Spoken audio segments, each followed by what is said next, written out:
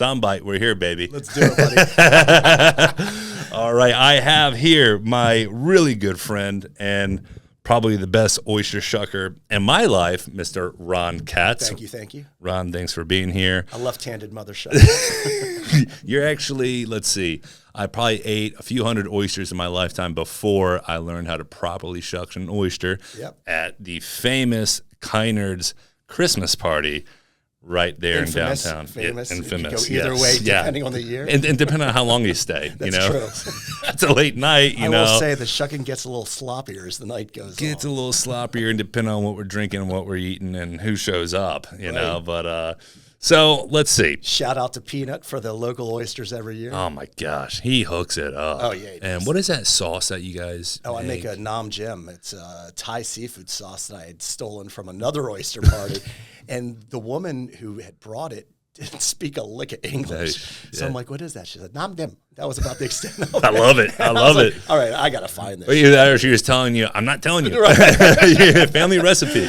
I figured it out. It took a couple of years to figure it out there because it's when you get it right, it's perfectly balanced. You know, the sweet, the spicy, you get that citrus and the flavors of the cilantro and all that. Man. And it's that time frame of the year where it's starting to get brisk. It's actually kind of cold, and he has that little chimney going. Oh yeah. And then depending on how ballsy I'm feeling, I'll roast a couple oysters on top of it, and I just got to have the quick hand real quick, you know. And people are like, man, let me get another one. I'm like, all right, hold on, let me put my hand in ice real quick, and I'll work on that for you. Well, it used to be that Winston's dad, when he was alive, would make a punch every year, and we would always test the punch on the fire because invariably it would shoot out jets of fire on it. Nice. Like, oh, this is a good year. Nice, awesome, man. And then there was the one year that House brought the dessert treats for everyone, and everybody left there very happy. Oh, very happy. I actually have a really good story about that one. It was actually, it was a question of who was going to bring the house treats.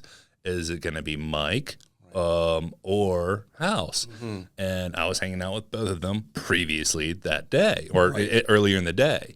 And we said, okay, well, House is going to do it. He's going to make the butter and all that stuff. And Mike was like, well, I'll still bring my ginger cookies, but, you know, they'll just be normal ginger cookies. And I said, okay, cool, buddy. And I show up, and, of course, I start gorging on Mike's ginger cookies because he makes great ginger cookies. And I have about 3 or 4 of them. And, you know, halfway into the night, I'm kind of looking at Mike like, hey, man, did you guys shake anything up on me? Like, oh, forgot to tell you, man. House had a lot of butter left over. So I said, oh, great. This is going to be a fun one. That changes the whole dimension of Winston's party. The whole thing. And, you know, some people, they either fall asleep or it kicks them up into a new gear. Oh, yeah. Believe you me. I've been there on both sides of it. And before we know it, it's going to be coming up. Let's see, it's August, so it's going to be coming up in no time. So we'll I was trying to figure out how many years I've been, and I guess it's a good sign that you can't remember, or I can't remember how many it's been. Yeah. Well, how many people have gone to it? Oh, hundreds. It's a staple of Annapolis. Yeah, everybody knows when it is, where it is. Everybody listens to him like, where is it? Where is it? If you don't know, you don't know. Well, back in the days when it used to snow in Annapolis, it would always be an interesting time to see if we were going to get snow that year. Do you remember the invitations? Oh, yeah. Sometimes they would have like, it always say, please do not bring any kids. And I remember my parents, they would always be like, you're the kid, sorry, you can't go. And the first year that I was allowed to go, it was like, I felt like I was like part of the club. Right. And I was like, oh, I see. This is a fun one. Oh, yeah. I get it. The stories we could tell. Oh, man. Oh, yeah, the good ones. And, I appreciate you having me here today. Dude, I'm so glad you came. I remember when you came in here a few months ago, right? And we were talking about something. I think we were talking about the festival, right? And I said, hey, let's get together. Let's talk about it. You know, and you're like, well, oh yeah, you go. And I was like, well, let me show you the room upstairs. Yeah, I was blown away. Everybody, I had a guy, I had a boat captain come up here earlier because he saw me walk up, and so he knew me. He was like, what is this? Is this the boardroom meeting room? I'm like, it can be whatever you want it to be, buddy. Welcome to the round table. Can I get you anything? Any water, coffee? A little water would be great. There, yeah. Rum on a Monday is probably not my best choice. Yeah, and trust me, these bottles have been sitting here for quite some time. Not that there wasn't quite a bit of rum consumed this weekend, but that's another story. Look at it. And thank you so much for this badass. Let's see. They can probably get on right there or right there. Check that out. Annapolis Baygrass Music Festival. Every jam saves the bay. Every jam saves the day. And saves the bay, brother. As we were just saying right before I turned these cameras and this, if I can get this microphone thing to stay for, there we go. Before we turned this thing on, we were quickly chatting, and I said, hey, I've been to a lot of music festivals, but I've never chatted with the people or the person that puts them on. Well, it takes a freaking village, I'll tell you that. Tell me about it. Started off that a buddy of mine who I've known for many, many moons approached me about being part of it. Mm-hmm. And at first I was like, I don't know what the hell to do about a music festival. He's like, well, you don't have to do much. You could just be the legal side of it. Well, you know what? There's so many different aspects to it that very quickly the roles expand and everybody takes on and everything. I mean, it's certainly a process. You know, we do it at Sandy Point State Park. The first year we did it, Hurricane Ian came through. That was the one that devastated Fort Myers, came straight on up, and that took out Ocean's Calling and our festival, and pretty much all the festivals between Florida and here, because it just took everything out. And so that's when we learned about adverse weather policies and rain insurance, and there's a difference. I didn't know that before this. Tickets non-refundable. Well, you know, the first year we didn't have it out there, and we did refund quite a few. Thank goodness a lot of our fans were like, hey, we'll just roll it over. And so last year was our second year. The first year the festival actually went off, and it went off without a hitch. And on that Friday night before, we did a party for all the people that held on to their tickets. Nice. That's awesome. Yeah, and we had some live music, and for just to say thank you for not asking for the money back. We did Ocean's Calling the first year. Yeah. And so it was me, Rachel, our cousins, and a few friends, and we're sitting there, and they, you know, we got a place. We booked our place on the same place we stay in July for Ocean City during that week on 30th, and we're hanging out. We're sailors. We know weather. You know the weather. You're Mr. Annapolis bubble stand strong, brother. Hell yeah, brother. You know all about it. Of course I do. And so, I watch it like a hawk. So I'm looking at this. I'm looking at the wind. We're right on the beach. You know Ocean City. Oh, yeah. You got the inlet right there. It's blowing. And I see them trying to put on these big, huge banner backdrops for the stage. You know, 80 feet tall, 100 feet wide, whatever, however big they are. And they had a guy like holding on, like flying, like when you fly a spinnaker. Right. Like when you fly a spinnaker, he's holding out in front of the boat. Wild ride, here we go. And I'm looking, I'm like, dude, because everybody's on the gate and they're all looking, they're like, man, that thing's flying. I'm like, that's not a thing. That's a small man. Oh, yeah. And I'm like, at that point, it was a day before it was supposed to start. And I'm like, guys, don't count on this thing. And within half an hour, we start getting the emails and the texts from Ocean's Con like, hey, due to abundance of caution, we're extremely sorry or this. And then at that point, everybody who was already there was like, all right, what do we do? And so all the bars were just packed. And it was so like my buddy had a bar down there. He said they were loaded. We ended up going to Pickles, both nights and a few other places. But it was definitely eerie because all these people were there and there was no one on the beach. Right. And the torrential downstorms were going. And so it's like, that's my experience with all that. So from the backside of it, what you don't realize is that those stages are pulled out there by trucks. There are the production crews that put it together. We've got Jeremy, who is head of our production. Those guys are like freaking carnies doing out there, throwing shit together and getting it going on. And then, so what ended up being the final decision or who made the final decision and the call on it was our production manager. He's like, at that point, he said, we're worried about about the wind with the equipment up in the stage, the sound system and the speakers, monitors, and things like that. He's like, the stage will handle it. But, you have that shit flowing around in 40 knots with gusts to 50, 55, and it's like it becomes a risk and hazard. It's a chew toy, Well, that's exactly. And especially on festivals like Ocean Calling and like Baygrass, we're right on the bay. I mean, we're right on South Beach of Sandy Point. And then you get a kickoff of water that comes up a swell. Well, right, and all you of a get sudden, the tidal surge coming up. It's like, wait, I didn't know there was a ticket entrance for a swimmable area. Wait, there's a VIP and swim VIP. It changes the dynamic a bit, for sure. So last year we had amazing weather and full moon rising up over the bay. So it was fantastic. You showed me photos, and I was just like, that is awesome. That's beautiful. Yeah, so, but it's to get back to your point, you see this guy out there putting the banners up, and there's been days of work before that. And I believe that Ocean's Calling is put on by Live Nation. So, they are a multinational, they probably own half the earth when it comes to concert venues and things like that. So for them being a large festival, nevertheless, unless they have the insurance, and I'm sure they do, but it's a financial hit when you put something on like that, because you don't realize that the tickets themselves generate money, but you also have the money from beer sales and food sales and merch sales and all that is taken into account to. You have a break-even point, and you hope to make a profit.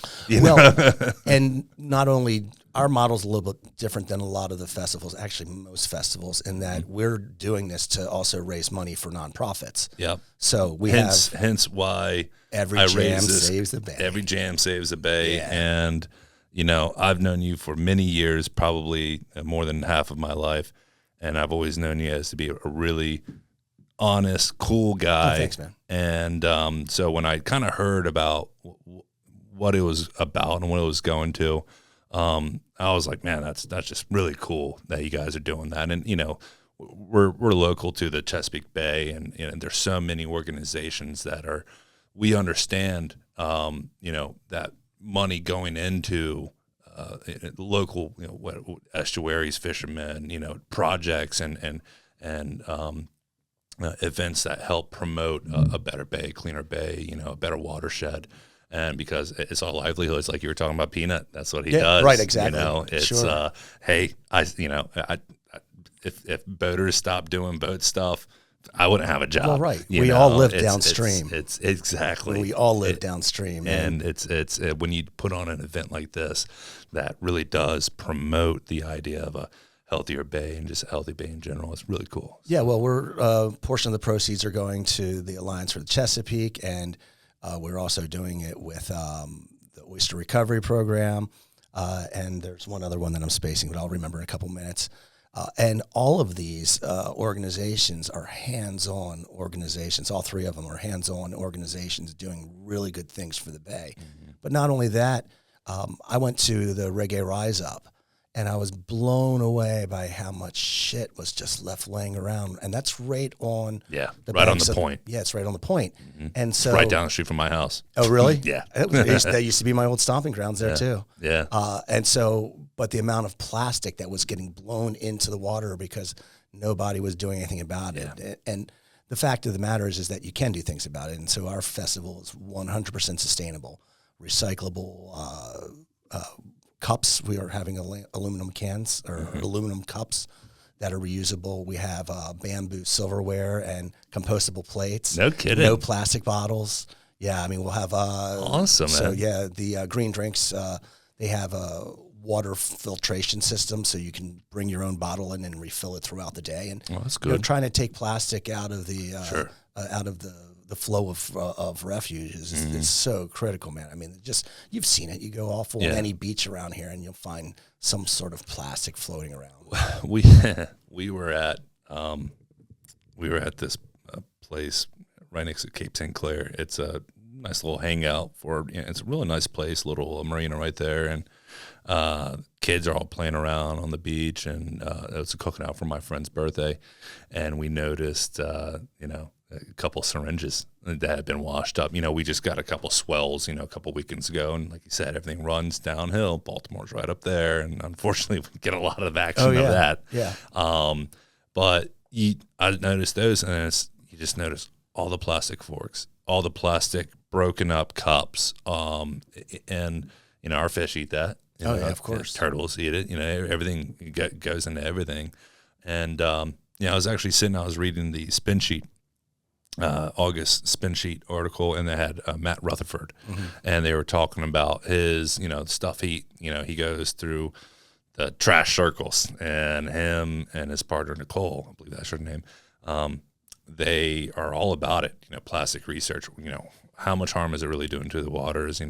How many microplastics, or I think they call it fluff or something like that, is really. And I'm gonna try to get him on here one time and say, what exactly is going on. But from the article, it's like they don't really have a clue for how many, how bad it really is. Oh, yeah. It's just so much, and it's and unfortunately, it does go all the way up and down the food chain, because as the plastic breaks down, it gets smaller and smaller and smaller, and sure. It ends up being in our own food chain. And so, if we can do things to try to reduce our footprint, it's just our environmental footprint. So Ron Paramel, who is the CEO and like the big thinker on all of this, who is an awesome person who just has a deep passion for doing good, sort of modeled it off of the Telluride Bluegrass Festival, which is a sustainable festival as well. Where's that at? Telluride, Colorado. Okay, yeah, okay. Yeah, and and it is like the big bluegrass festival. And it brings all the big names. It's like the Bonnaroo of it is. Of them. Okay. It really is. But it's been around a lot longer than Bonnaroo. And so Walter Wright, who is the head of sustainability for Telluride, Ron got him to be part of this. And Walter is an amazing person. And I mean, he literally looks at everything from top down. The vendors are not allowed to be bringing plastic silverware and things like that. We're not putting out plastic bottles. There's a whole holistic approach you can take to putting a festival on. And if you use environmental consciousness as your Polaris, your Lodestar, your North Star as the guidance, then from there it trickles. It's amazing how far out it trickles out. It's really a couple little things that people think are, this is a hassle. Go to some of these events to where you just notice it's not a hassle at all. That, okay, all right, you have a cup that's not going to fall apart on you. You get to use it the entire time. Absolutely. That's your cup, and now you got to have a cool souvenir to take home. Right. Versus, you've gone through 20 of them over a weekend. And it's just chucking it. Well, that's the whole thing. It's 20, out of sight, out of mind. 20 times how many thousands of people, right? And you actually see what loads up at some of these events. Believe you me, I've done enough festivals to see what's left behind. I mean, you go walk the parking lot, and so we have a whole green team, and all they do is they actually direct people to the CRTs, the compostables, the recycling, and the trash. And what we try to do is the things that can be composted. We have a whole operation for moving those from the festival grounds to a place where they can be composted. Sure. The recyclables are sorted out, and we actually have different organizations that are helping us out and people that are volunteering. And we're always looking for volunteers. And people. You have my number, buddy. You got it, brother. You got my number, man. Come on. Yeah. So, I mean, that's just one facet of it. So the other organization that we're working with is the watershed stewards. So each one, the oyster recovery is working on the oysters, which are so important for cleaning the bay. I mean, it used to be, I think we're at like 1% of what the oyster population used to be. Yeah. The bay oysters were so popular that after there's a book called, I think, the Big Pearl or the Big Oyster, something like that. It's about the oyster fishery is what basically put New York and New York City on the map. It was that fishery in and of itself and the volume of money that it drove that put New York onto its feet. And then when that oyster fishery crashed, they went down further south and they went down into New Jersey and Delaware Bay. And then that oyster fishery got overfished, and then they came into the Chesapeake Bay. And if you do some research, there's the whole oyster wars that used to happen. Yeah. And I mean, oysters were big business, and now we're just a small fraction of what it was. And unfortunately, you can draw a correlation between the health of the bay and the decline population of the oyster. Right, exactly. So, we were talking about peanut and those oyster shells.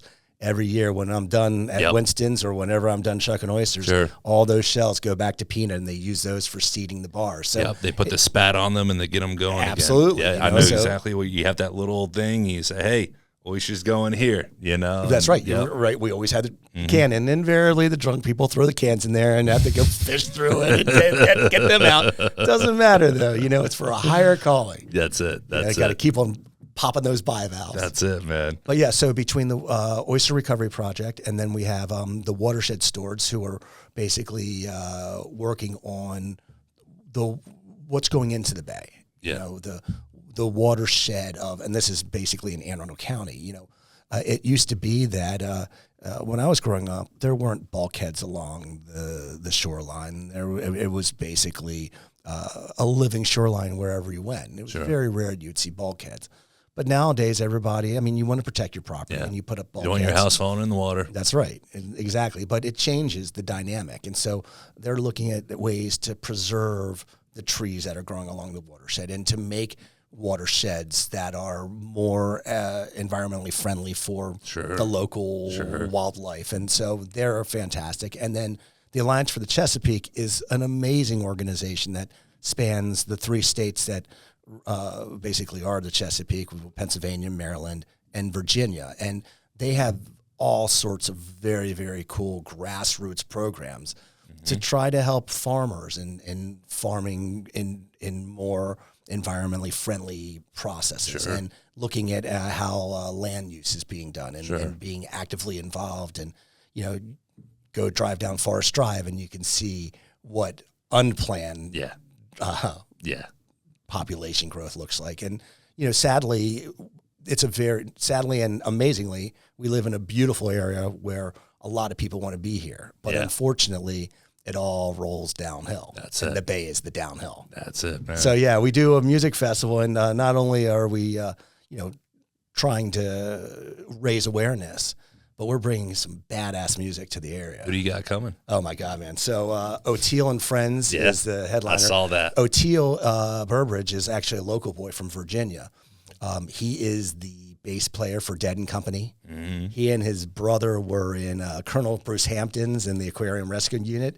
If you've never heard them, that is some amazing music. It's like music that it shaped a lot of other musicians. I mean, Trey Anastasia from Fish was a big fan, and Widespread Panic. A lot of bands where Colonel Bruce was like so far out from what the mainstream was, but so amazingly good. Infamous String Dusters are playing. They're also a fairly local band. Both of these bands have hit nationally. And they've been on. So I listen to Jam On. Oh yeah, of Sirius. Yeah, they're on every time. I feel like every time I put them on, they're being. They are so. And they sound good. amazing. Oh man. my gosh, sound great. An old dear friend of mine, Steve Carr, who has been in the environmental movement for many, many years, was the chief of staff for Ellen Moyer, who was also a big environmental proponent and was former mayor of Annapolis. Steve and I went up to go see Infamous String Dusters when they played up at Ram's Head. It was the first time I had gone to see them. And I was not on any type of alcohol or tobacco or firearms or drugs or anything like that. And this band made my face melt. Yeah. What I was seeing them do on the stage, I was like, oh my God, these guys were How long ago was that, do you think? 10 years, 15 years ago. Yeah, it's got to be 15 years ago. And look how it just kind of comes full circle. Yeah, exactly. And I never knew I'd be hanging out with them and, or at least going to see them and, get to chat with the guys. And so, I mean, they won the Grammy and that so a lot of people ask me, what kind of music is this? And how do you compartmentalize it? I really feel like there has been this crossbreeding of music. I wouldn't call O'Teal necessarily a jam band. I think he has some music that is very much into the R&B space and the soul space and blues space and the rock and roll space. I think, it's amazing to me that we do have Jam On as a channel.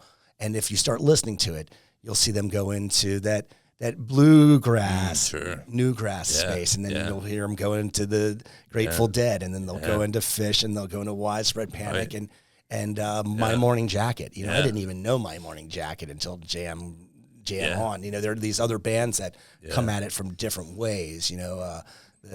Traveling Woolberries, you know. I mean, there's all these.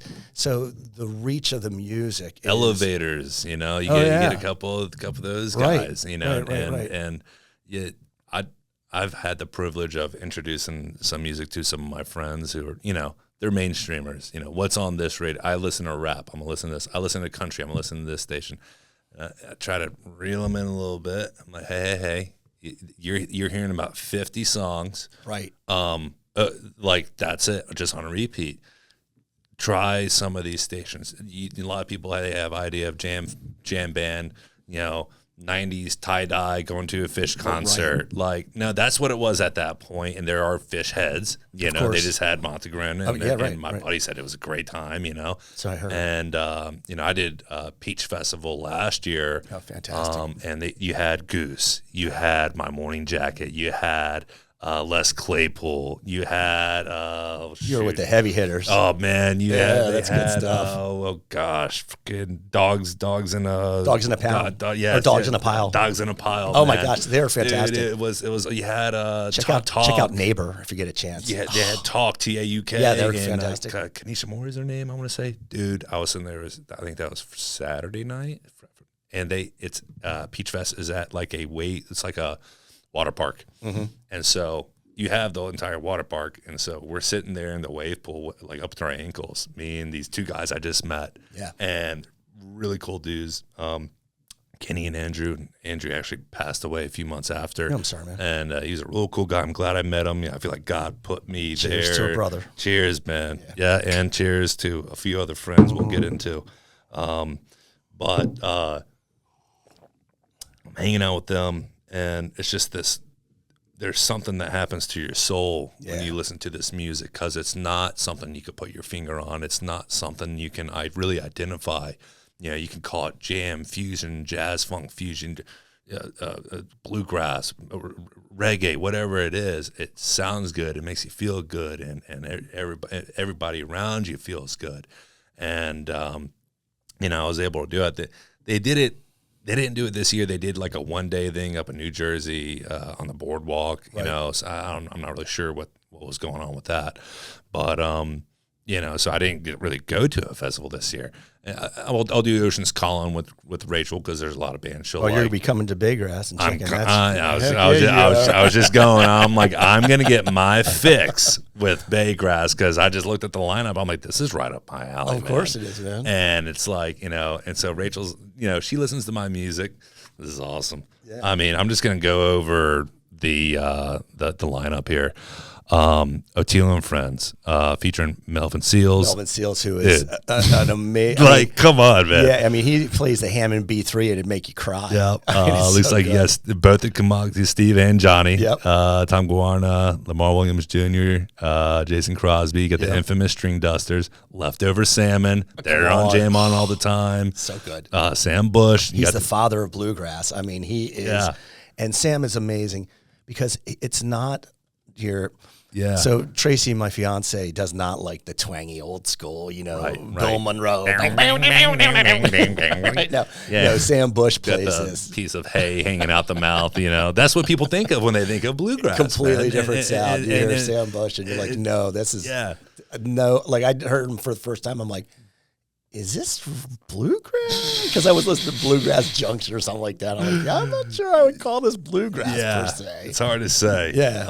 Let's see. You got the Kitchen Dwellers. Man, the Sierra Hole. Oh, she's fantastic too. If you haven't seen her, I haven't seen her. I've heard her. Dude, she's badass. You got. I mean, this is a great one. Daniel Donato's Cosmic Country. That like, kid is killing it. Like, when I saw this, I was like, dude, the lineup is just gonna be freaking real here. And if anyone's listening that doesn't know these tunes, if they don't know this genre or this music, I really advise you, if you're not doing anything, September 21st and 22nd at Standing Point State Park. This is our backyard, folks. It's right here. If you're local, come check it out. I'm telling you, it's going to be worth it. Oh my gosh, yeah. It's going to be. I mean, the band's just, and Donato has just been owning it.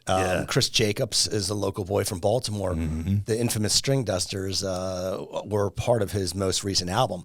So, you know, you were talking about that that feeling where, you feel your soul is being taken to new places. Part of it, I think, is not only the fact that each show is just so unique, but it's the mashups that are going to happen. Oh, yeah. Because when you look down at the artists at large, you've got Jennifer Hartswick and you've got Natalie Cressman and you have Ron Holloway. So these are two horns players, Jennifer and some of the best you're going to hear. Oh my gosh. I mean, let's put it this way. They're they do the horns for Trey Anastasia Band, and Ron Holloway is just the man with the plan. Dude. So they'll be the artists at large. And not only will we have amazing food, we're going to have the Baygrass crab cake again, and we'll have an oyster bar set up. But we're also going to have workshops on both sustainability and different artists speaking as well. And John Way, who is the third partner, is the creator of VA Way, and he's a veteran and who's very much into the mental health space. Sure. And so he also is bringing a mental health component because it's hard to save anything else if you can't save yourself. Yeah. So, we feel it's real important, especially in this day and age with more than ever. Yeah, with everything that's going on. I mean, we've lost Jeff Austin was an amazing bluegrass musician and rock and roller who took his own life. And there's, I mean, we could go down to Chris Cornell. I mean, there's just a list of musicians who have tragically gone because, mental health is some serious stuff. And so we try to focus on that as well. Yeah. But not in a negative place, Be happy. Right. Find your happiness. And if you can't find your happiness, there are resources to help you find your happiness. And I think that's a lot of, everybody has their own stuff going on, but, and at other points, everybody is going through stuff that sometimes it's hard to see a way out. And that's exactly what you're saying is, talk to people that know what they're talking about. And that can totally change your whole dynamic. Yeah, absolutely. You feel trapped. I think that's exactly what it is. Those walls are getting smaller. You feel like there's whatever. And the crazy part is it could just be this small little thing. And then that small little thing can just take over your life. And it's all you think about. And every time you're, nightmares, every time you're awake, and people just say, that this ain't for me. And it's hard. Life can be hard, Talking to people, it's like, best way I can describe it, it's really cold, and you put a jacket on.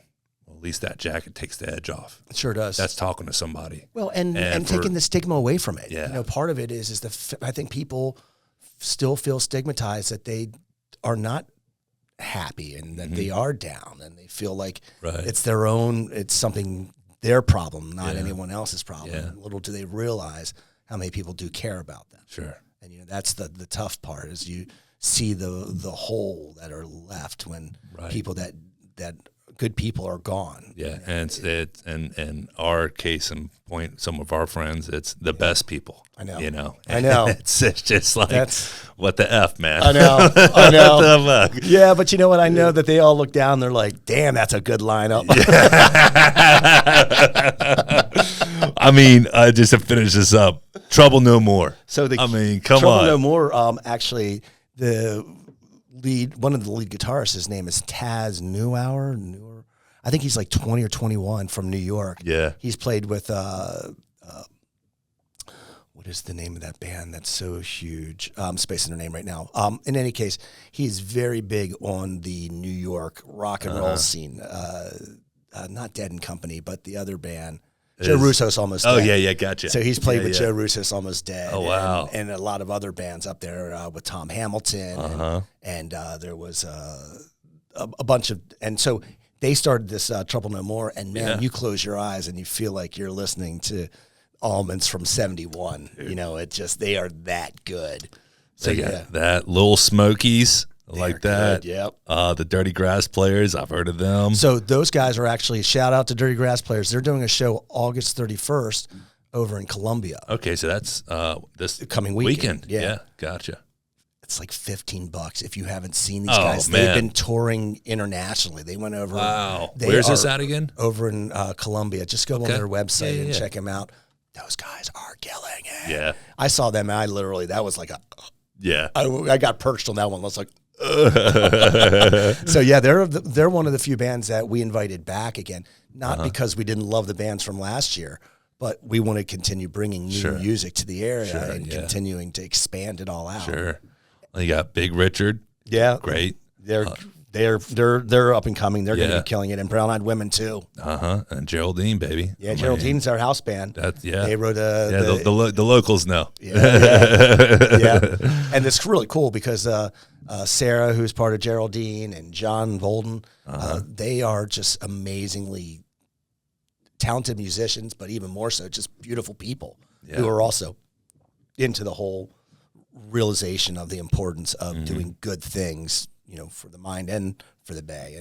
And we are huge supporters of them, and they've certainly been huge supporters of us as well. Do you have, you personally, do you have any pull on seeing who gets to play at the lineup, or is there like one that you're talking with the other powers that be, and you're like, hey, I'd really like to see this band play. Of all the jobs, picking the talent is the best part. Yeah. And so, we all threw it in. Tom Bloom runs, he used to have a bar that was very huge called Otis Supply out in the Detroit area, but the pandemic took it out. So he is now talent buying and running I think it's the Kalamazoo Theater or something like that. He's head of our talent buying, and he knows everyone. And so when you put it out, it's amazing. Most of the bands are under 4 or 5 different agencies. So you're dealing with the agencies, which is a whole other creature because there's a lot of things that need to be signed off on. Let's put it this way. It was a very steep and quick learning curve. Yeah. How many years have you all been doing this? This will be the 3rd year. So it's new. Everything's still new. I'm sure you're learning something new every year. Yeah, and I think they look at us sometimes like, "What the hell are these guys doing?" It's like, I sent back the contracts, and they're all redlined and stuff, and they're like, "What are you doing? Nobody ever does that." I'm like, "Well, I am." Yeah, right. And invariably, it's all negotiation, but sure, man, when you see some of the advances of what the artists require, you're like, "Dude, are you doing this just to with us?" Yeah. Literally. Oh, dude, so on a very low scale, you remember the Whiskey Bar and Grill? Of course, yeah. That was the best place for music for years. So thank you for saying that, because my best friends, they probably hear me bring up the whiskey at least once a month. And because I had the honor of working there, working my way up, starting as a bar back. And really? And so I saw,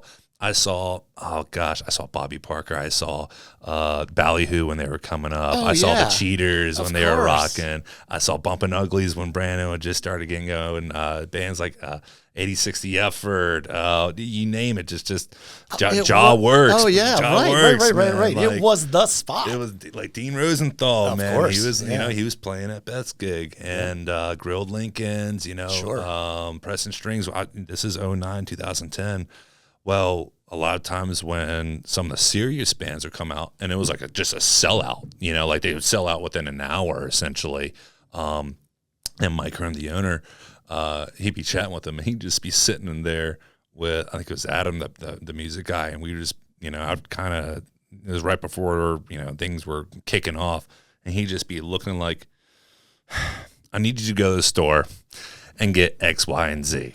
And then I need you to go to the store, and then there was another guy who worked there, let's just say he could get anything. And he'd be like, I'm not going to tell you what to do, but you might want to chat with these guys, and it might be beneficial for you. Right. And, a win-win, as it were. Yeah. Right. And I didn't see nothing. Right. And so that's kind of how it was, like Pasadena when they were playing there, man, Joey. Yeah. And so great story. And from that is, I think it was Summerpalooza. We were doing 15 bands in one day, and I get a text from Mike, and it says, "Hey, bring three Heinekens to the roof." And there was that back deck, so I go there. I don't see him. It's packed, but I'm 6'10", so I can oversee everybody. I'm like, I know Mike's not up here, and I call him. He's like, "Look up, dumbass!" And he's on the freaking roof, and so he's up there with Joey. And I was like, "How the hell did you get up there?" He's like, "You're 6'10", dude. Figure it out." So I hop up there. So I give him the beers, and I was like, "Well, here's the third one for you." He's like, "Well, you made the effort to get up here. The third one is yours." Right. So I'm sitting up there with Mike and Joey Harcum, and we're just watching band out in the parking lot play, and there's underneath of us how the roof is rocking, and I just remember some of the some bands were really simple to work with, yep. And others you could tell they've been doing it for a while, so they know what they want.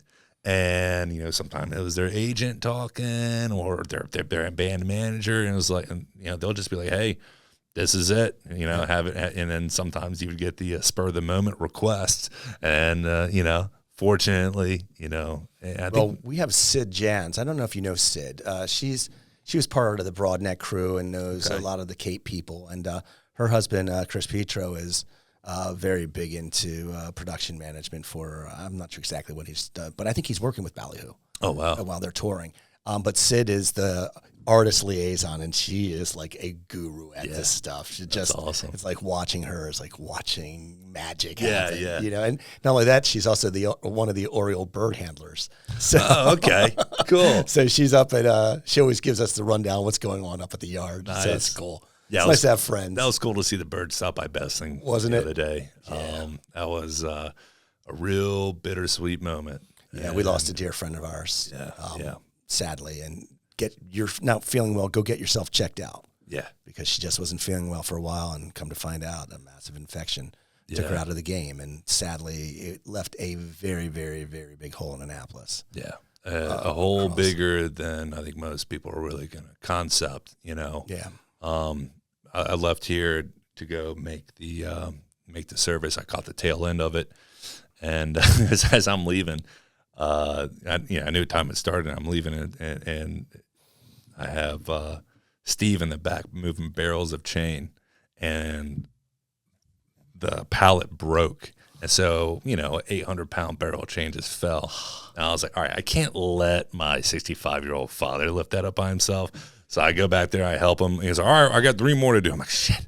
So I do it, and I'm sweating. I wash off real quick. I jet over there. I catch the tail end of the eulogy, and and then we go over to EDC. Yeah. And that place looks freaking amazing. I'll get into that later. I know, amazing, right? But I'm sitting there, and I'm just seeing one person after another who, I knew, but I didn't know they knew Beth. And I was like, wow, just the impact she had on so many kids and so many people locally. I have a real good story. I didn't tell Bri. It's me drinking, talking about friends. I'll start watering up. It's all right. So a real good story. This is about 10 years ago. It was probably the first real conversation I had with Beth. As like an adult. I've never known her since I was a kid. Right. Just doing the events with my dad and seeing all y'all growing up. And sure. But yeah, as like an actual 25, I was by 20, 27 at the time or something like that. I'm chatting with her, and we've both been drinking. It was probably, I think we were setting up for beer can regatta or something, and so we were in the upstairs moving some supplies around, and we're hanging out by the drinking some beers, just hanging out, and I just said, well, didn't really know her all too well, but she could kind of tell I'm trying to figure her out, just get her story, and she kind of left it, she sort of opened it up with, we were talking about just like relationships, and we were talking about Brian and we're talking about Hal's with he was kind of in conversation too, and there's one other person, and they're both gone. I didn't even think about that, but so we're hanging out, and I had a girlfriend, Rachel at the time I was dating, and now I'm married to, and she said, well, here's a word of advice, and she says, well, maybe I can't offer it to you, but I can only hope that you can have what I found with the amount of love that I have for my man. Yeah. And she just went on for maybe 5-10 minutes of expressing that to me. And I'm just like, I'm literally just absorbing it all. Yeah. And I'm like, the way that she talked about him and the relationship that they had together is just something. It's really, people make movies about, people make romantic, true romance novels about just like, that connection. And sure. And you could tell she was giving me advice of, make sure you get the right one. Mm-hmm. And, honestly, that held with me, like even all the way to the point to where I asked Rachel to marry me, is that advice that she gave me is like, if you're not feeling this just overwhelming warmth of love that you can't explain, then maybe you're not with the right one. She said, I have this with him. And she was just going in detail, just what that means. And it's just like, one, you communicate very well, with how you feel. You could tell she wasn't ashamed at all with expressing the way how she felt, and she let you know that. Right. And two, it's just one of those things that just stuck with me. Yeah. And it's just it's powerful stuff. She's a very powerful woman, very smart, probably one of the kindest people you'll ever meet. Absolutely. And like you said, just gone too soon. Yeah. Well, and she was the one that basically taught me about loving your Mother Earth. Her and I, she was my baseball wife. This is Beth Grant. Yeah. We're talking about it. Used to be Beth Savering. And in any case, I grew up with her and her family, and we went to our first Dead show together back in the 80s. Back in the good days, Jerry was still kicking. Oh, man. Jerry was cranking. I missed out on all that. Oh, man, I'm sorry for you. I know. We got to see some amazing shows together. But I'll never forget, we left, I want to say I think we were at RFK, and we had left the show, and the parking lot was just trash. Yeah. Well, you don't realize it, but RFK, well, it's not, I think it's about to be demolished if they haven't already demolished it. But if you look at it from a topographical standpoint, it's right on the Anacostia River. Mm-hmm. And all that shit that the deadheads were throwing out, those balloons and those beer bottles and the plastic water bottles and all that, it just rolls right down to the river. And Beth was like, this is bullshit. I'm like, what are you talking about? She's like, we're picking this up. I'm like, we're not picking up this whole goddamn thing. She's like, well, we're going to pick up our space. I'm like, fair enough. Yeah. And that day, yeah, we walked through and we started picking it up. And as we were finishing up, Beth reaches down and pulls up a $20 bill. She's like, this is what happens when you do good things. I'm like, all right, the higher universe is looking out for you. That's it, man. But yeah, so I mean, awesome. so it started all the way back with her, for me at least. And so it's something that is certainly carried forward. And I think, obviously, seeing the Geckos play and seeing Kevin and Sauce and Martini and Sauce and seeing Meg and seeing so many people that came out, not only does it show you the amount of love and support and people that were friends. Yeah, Ruben. Ruben. Yeah, Ruben Dobbs. I mean, but it also just hanging out there and meeting people who were dear friends with Beth that I didn't know. Yeah. And it's those circles. And that's part of why I got into this whole Baygrass thing, because I think there is a certain realization that we all go to shows and festivals not only for the music, but also for the experience, and that's popping into other people who are like-minded. Yeah, and that circle gets bigger and bigger. And if you all have that connection, that same experiences, and you're doing it from a place of trying to do good. Yeah, that's that's high level shit. That's a foundation. Yeah, that's a solid foundation. So we're really looking forward to this year. Knock on wood, we get good weather. Yeah, we'll have amazing food. We've got Firm Brewing. Firm bailed us out the first year. We ended up moving the whole party from Baygrass to Firm, and had all the food and the bands at Firm, which is not a very big place. So yeah, no kidding. Billy was there at the time, and Henry was there as well, and his wife, and they created a Baygrass beer. So if you go into local beers now or local beer stores, we have a Baygrass beer. It's a beautiful can. Yeah. I'll bring you some over. Yeah. You got to check it out. Is it any good? It's fantastic. No kidding. It's a Marzen. It's my favorite. Okay. Did you have something to do with that? No, I didn't, but it was as if and the perfect beer was created, and a portion of that's going to the nonprofits that's awesome. That we're helping as well. And then the other thing I'm looking at doing is Ron Paramel and John and I are talking about wanting to expand Baygrass to use the lighthouse and doing the lighthouse sessions. So that's going to be something that's we're still trying to kick it around and figure it out. Okay. So John and Amy are one of the pair of owners of the lighthouse. There's 7 of us total. they actually, for John's big birthday party, I'm not going to say his age, but we hoisted up amps and fired up the generator and had live music aboard the lighthouse. And I'm like, wait a second. Yeah. We need to do this more of this because it would be a great place to record live music. You know Dave Kendall? Of course I do. Yeah. So back when Jimmy Buffett came. So Jimmy was supposed to come to the lighthouse. We actually had been in contact with him when he came to sail at the Naval Academy. Yeah. He was going to come out, and I think it was either weather or timing. One of the two got in the way of it.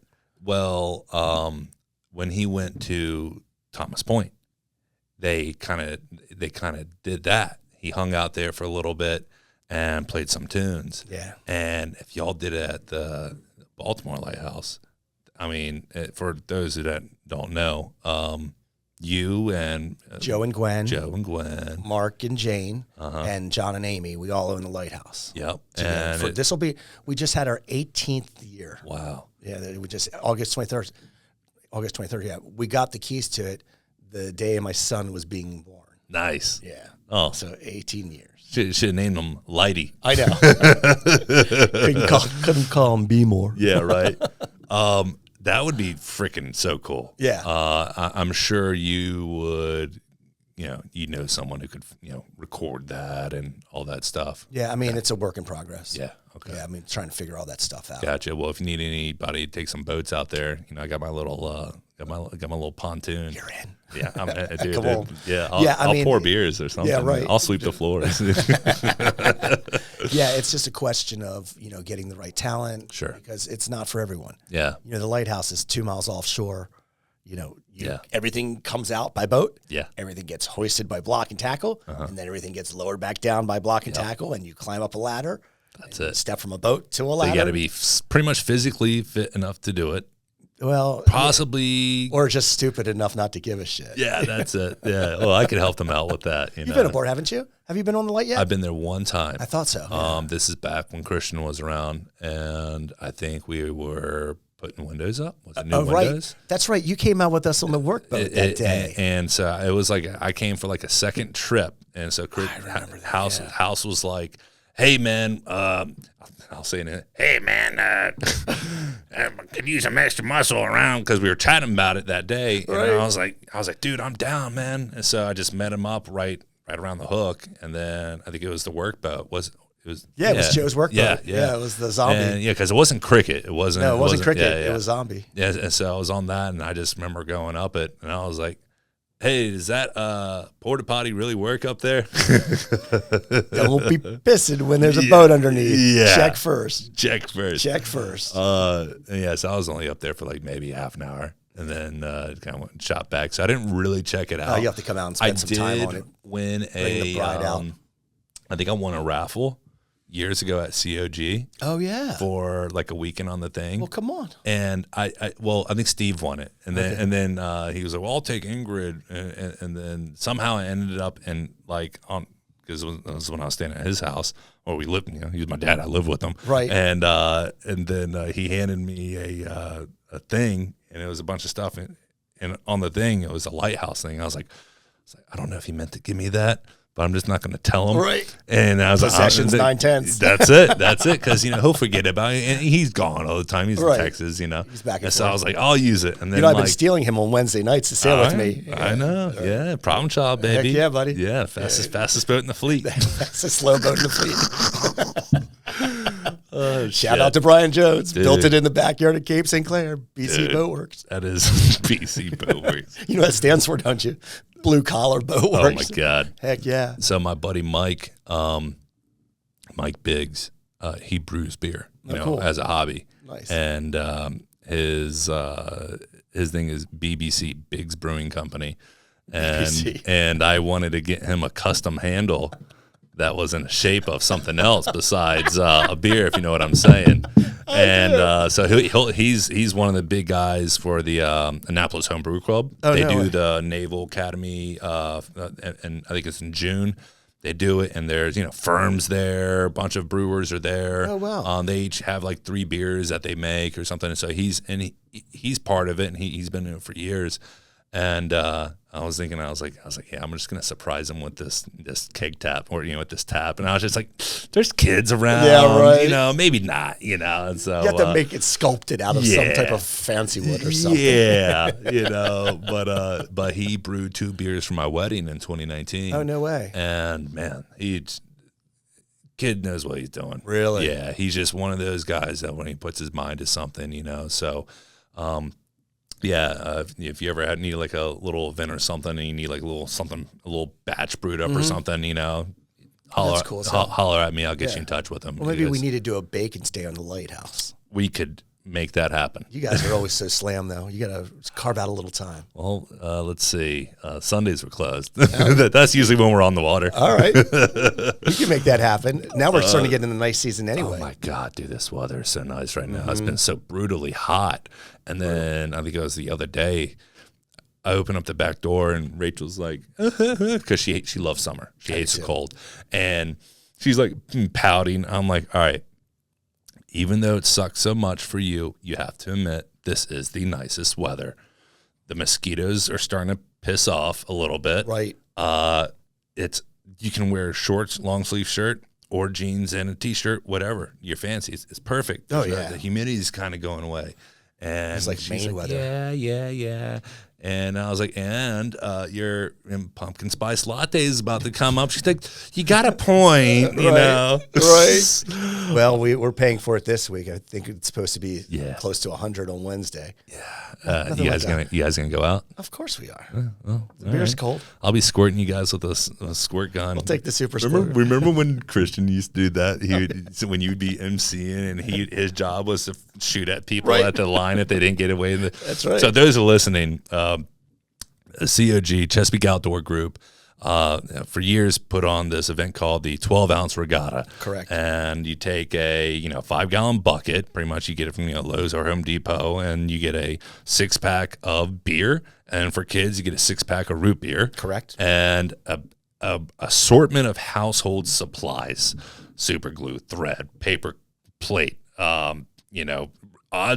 odds, ends, and bits that you would find in your junk drawer at your house, pretty much. That's exactly it. And you build a boat, and it's a 25-foot long pool, about a foot deep in water, maybe 15, 16 feet wide, with a bunch of, high volume fans. Crank those suckers up, hold on line, and then let it go. And it's a drag race. Oh, yeah. And sometimes people would sit there and they'd forget they'd have to move because they're blocking the fan. Right. Don't block the wind. House would he would count to 2. And it was loud. And if you didn't go, he wanted to spray your ass, man. He wanted to get you. And he'd right him right for the face. And so he'd be like, hey, man, you don't have to move, but I'll make you move. Right. You will meet the enforcer. That's it. He's 350 pounds of dude. He was a big boy. He's a big boy. Armed and dangerous with a water cannon. Yeah. So, and actually that idea also came from the fact that we had all this stuff down at, we had all rented a house down in North Carolina, and it was crappy weather. We were there for a week, and 4 days of it was a nor'easter that just sat off the coast. But one of those days, a beer can blew off the rail and landed in the pool, and then it just shot down the pool. And we all looked at each other like, we can make that beer can go faster. And damned if those beer cans didn't go pretty quick with some of those designs. Well, then you look at what Joe does. Oh, I know, right? You have Skegs, crafted out of carbon fiber.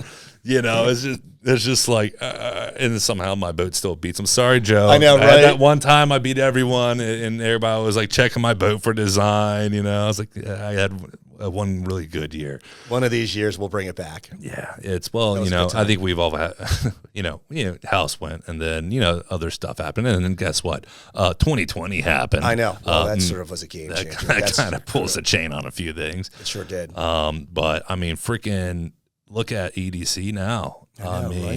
So when I was there for Best Thing, I went down there with Carl to go check out the downstairs. And everybody was telling me, you got to go check out the downstairs. I'm like, okay, it's EDC. Like I've seen what you guys done on here, the main floor, and the freaking chairs are so nice. The ceilings were done with the lights in it, and the TV that had the Orioles schedule, just events going on, and it really freaking nice. And then I'm like, okay, but yeah, how much nice could it be?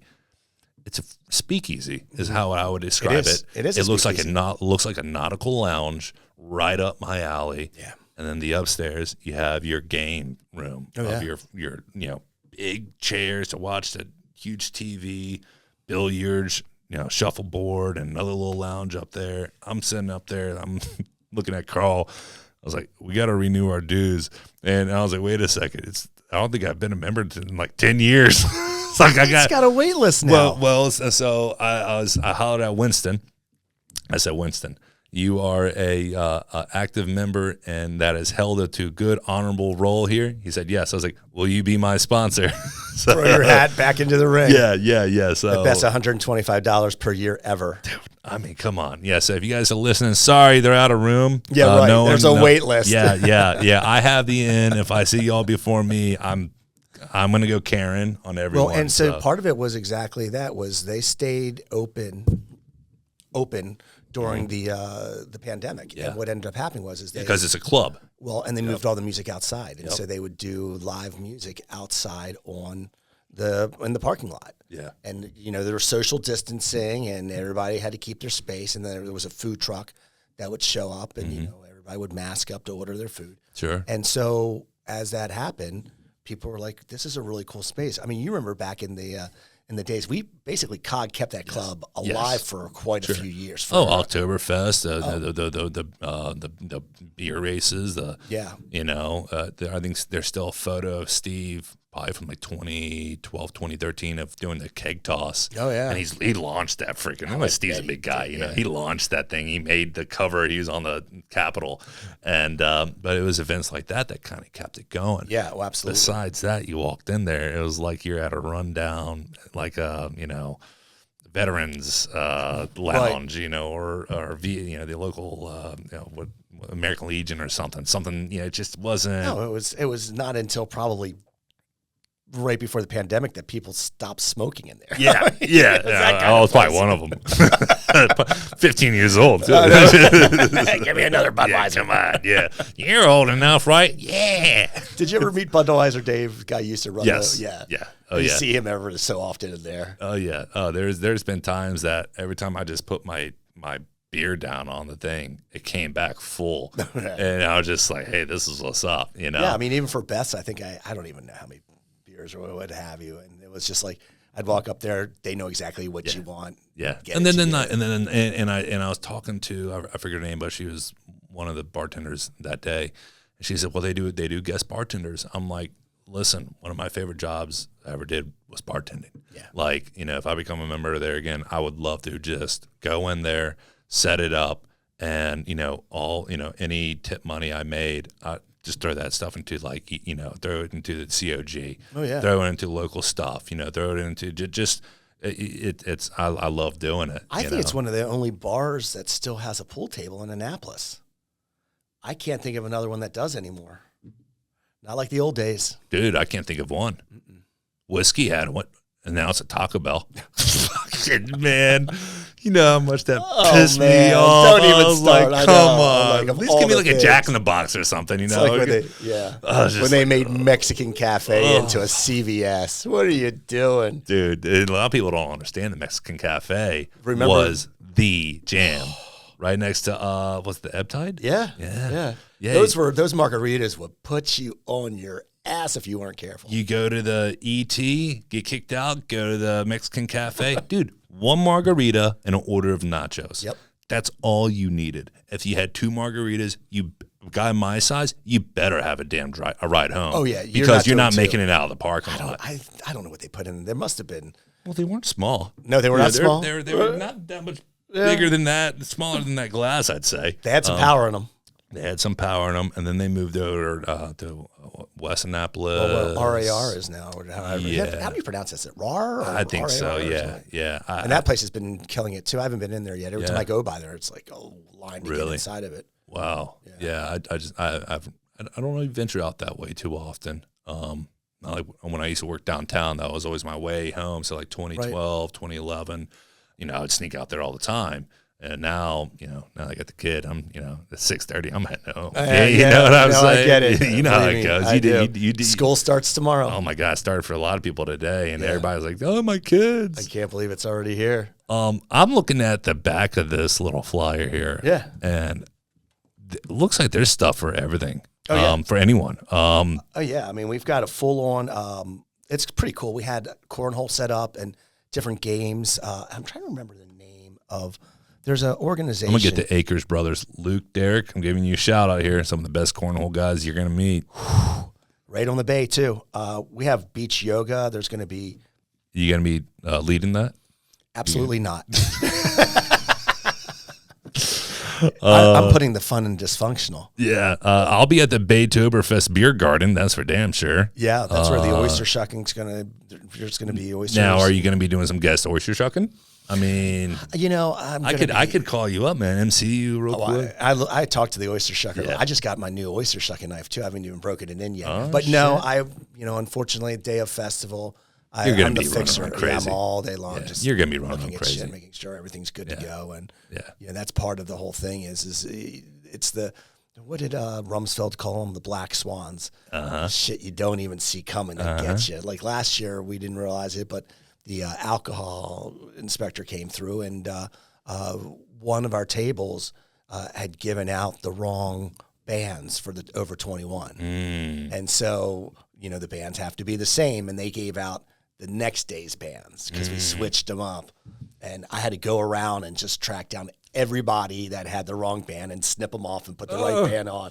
Literally, we're running around. And thank goodness Anne Arundel County was like, mistakes happen. Right. And we get it. I mean, we try to be very, very cautious about all that you're a stuff. professional. Yeah, mistakes happen. But the black swan, didn't see that one coming when I woke up this morning. It's that shit. Even when we do our parking lot sale in April, annual parking lot sale, I do it and I'm up for 2 days straight because I'm running the thing, and it's so much that literally what I do is I tell people that entire day I'm going to be on the grill cooking hot dogs because my mind I have to be ready. Like if I'm cutting rope, I can't cut off and go do this. I can put the burner down on low and run and go do something. Right. Or be like, hey, somebody else manned this station. It's usually a customer that I'm talking to. Of course. He's eating a hot dog. And he's like, oh, I got it. Yeah, he got a drink in his hand.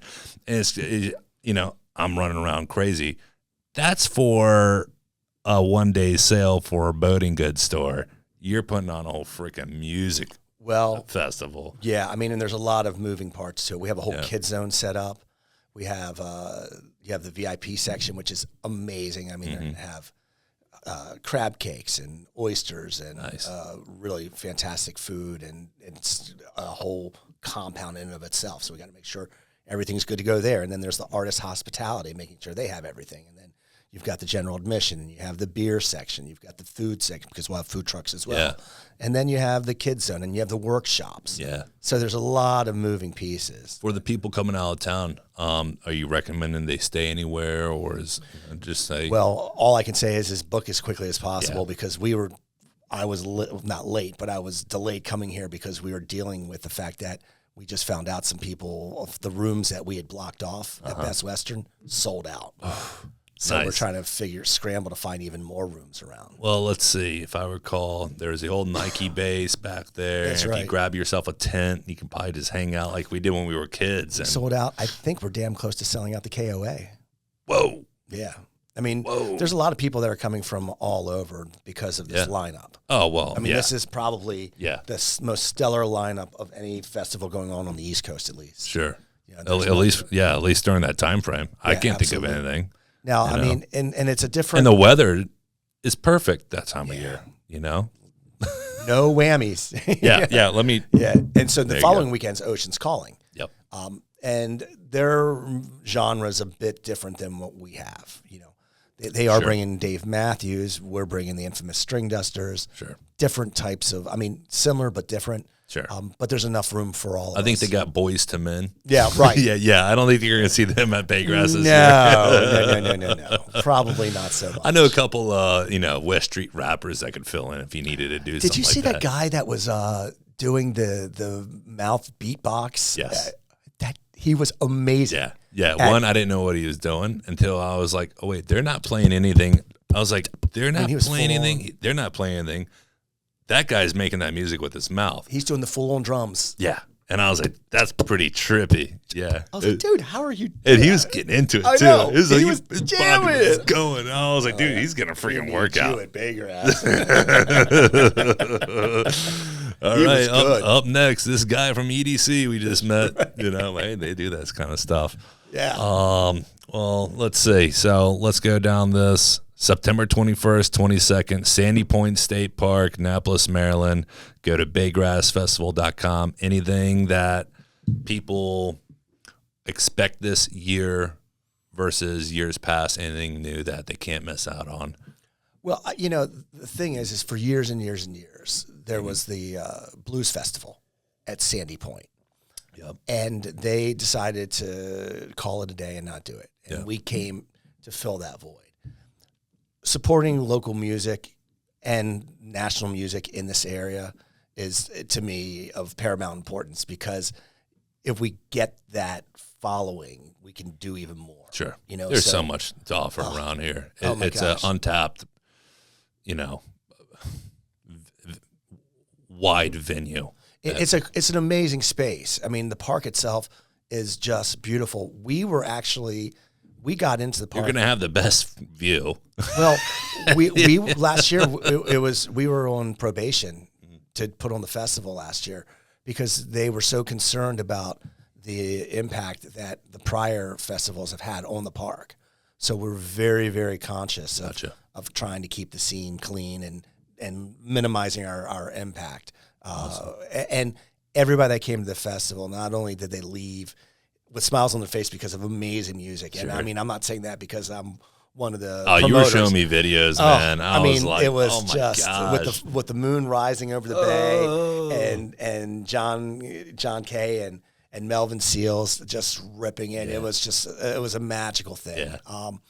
But not only that, there's a lot more. We have vendors that are going to be there, so there's lots of some of the crafts. Best foods you're going to have right in there. Local Maryland. And fantastic beers because we've got Firm and Other Side Brewing who is bringing in. Idiom last year did our beer for us, so we've got some amazing beers. It's not Budweiser, and not saying that there's anything wrong with a Budweiser or Miller Lite, but you're also going to have your option of a Tito's lemonade and all sorts of different things as well. Awesome, man. Yeah, so well, hey, come on. I'm excited to check it out this year. I'm excited to see you in all your glory. We'll see. I might be behind a desk in the office most of the day. We'll see what happens. Awesome. Well, hey, I really appreciate you coming here, brother. Of course, man. Thanks for having me. It's been a long time coming. I'm sure I'm going to get probably you, Joe, and the boys up here one time, and that could be maybe a Friday night. And I don't think those rum bottles will be still standing. Maybe we'll take this on the road and do it at the lighthouse itself. This is portable, and I can unhook these. We'll make it happen. That would be good stuff right there, brother. All right, brother. All right, man. Hey, Ron Katz, everybody. See ya. Wow.